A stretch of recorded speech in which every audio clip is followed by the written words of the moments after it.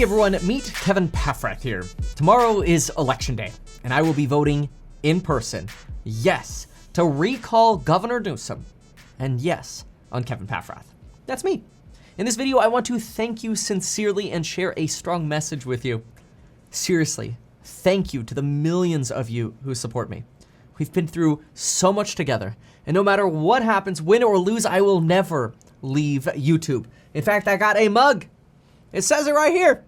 I'm not effing leaving. That's true. Because I would be a hypocrite to forsake what has been good to me.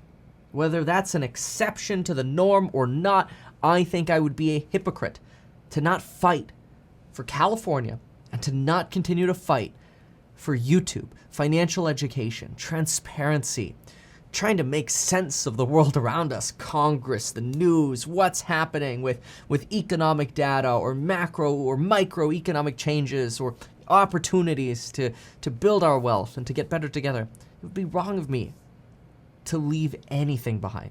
So I'm not leaving. It's the same is true in California as it is on YouTube. So no matter what, I'm not going anywhere. But I want to say, we've been through a lot together. A lot. I was not expecting this. What I'm about to say, I don't know that anybody could have predicted. When I first announced my candidacy to run against Gavin Newsom here on YouTube and on Instagram, my announcement post was deleted by Facebook for, quote, a mistake. Yet Facebook has also donated over $30 million to or on behalf of Governor Newsom over the last 3 years. But that nonsense didn't stop me from fighting. When I applied to go on the ballot as Meet Kevin Paffrath to include my nickname in the middle of my name, I was banned by a Democratic judge the right to use my nickname. Despite a sumo wrestler getting to use their stage name on the ballot in 2003, and the law giving me the right to have my nickname on the ballot.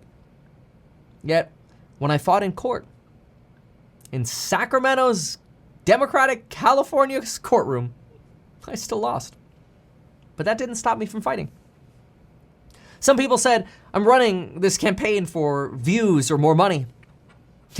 Apparently those people haven't looked at the publicly available statistics of socialblade.com to see my views decline, my average posts per month decline, my course or affiliate or revenue sales decline, revenue numbers in general decline, or the nasty or extreme comments I get in the political minefield that we've now opened up because I've announced a candidacy to help serve the community.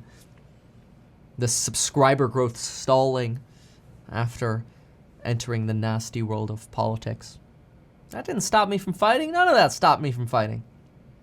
Neither did the fact that out of over 200 interviews that I did in this campaign, often at least 30 minutes long each, my explaining my transparent common sense and bold plans, but then ending up having those plans summarized in one-line mentions and articles, calling my visions, quote, too extreme or too bold to solve California's problems. As if California doesn't need extreme help. As if people dying on the streets is remotely acceptable, or not having affordable housing, or having schools in the bottom 20% of our country, not having enough water in the state, and not being able to manage our forests to where our forests are burning up. Not just our forests, but our land, our homeland, where our homes are. People are losing their lives. But hey, the media didn't stop me from fighting. When the governor called this and branded this election as a Republican recall, despite me fighting as a JFK-style centrist Democrat, I didn't get discouraged. That didn't stop me from fighting either.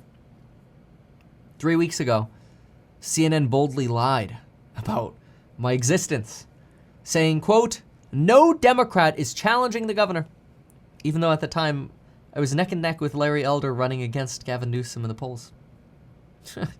That didn't stop me from fighting either. I've been kicked out of Democratic Party events and blacklisted by Democratic attorneys, fundraisers, campaign managers, all because the dictator party, the Democratic Party, didn't want somebody challenging the existing governor because, oh my gosh, how dare someone challenge the failure of a governor California has had.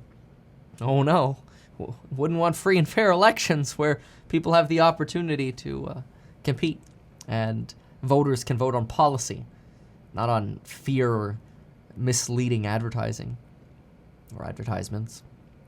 But that didn't stop me from fighting. I've raised 1% as much money as Governor Newsom. He's raised about $80 million. $3 million directly from the co-CEO of Netflix, who was exempted from COVID lockdown rules. Surprise, surprise. Businesses that didn't donate to Governor Newsom, they were left facing lockdowns and potential bankruptcy, since 1/3 of California's restaurants went bankrupt during the pandemic. But hey, money didn't stop me from fighting either. I've matched almost all donations. In fact, I think by the latest count, all donations to my campaign, dollar for dollar, with my own personal money. It's not a campaign for money. It's a campaign for change. But having less money than Governor Newsom didn't stop me from fighting. Twitter has twice refused to verify me as a candidate, despite meeting all the requirements and more. But hey, that didn't stop me from fighting. My tire getting slashed and car getting keyed after I announced my candidacy, or creepy people coming to my house, also didn't stop me from fighting. Look, I'm not fighting for the sake of fighting. I'm not fighting to fight. I'm fighting because if I don't, who will? Some politician who's going to repay all of his or her lobbyist friends? It's time for a fresh start. Restoring politics to what it should be.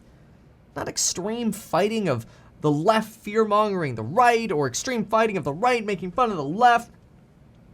But common sense. Common sense policies, better schools, teaching financial education, mental health, ending homelessness, building more homes, getting enough water to California, dealing with our fires, collaboration instead of cynicism, transparency instead of backdoor deals, bringing the transparency of YouTube to government, big, bold efforts instead of tiny pet projects to get politicians through the next election cycle. They're too fearful of change. They fear change. I don't want to be a career politician. I just want to make California a great place for my children.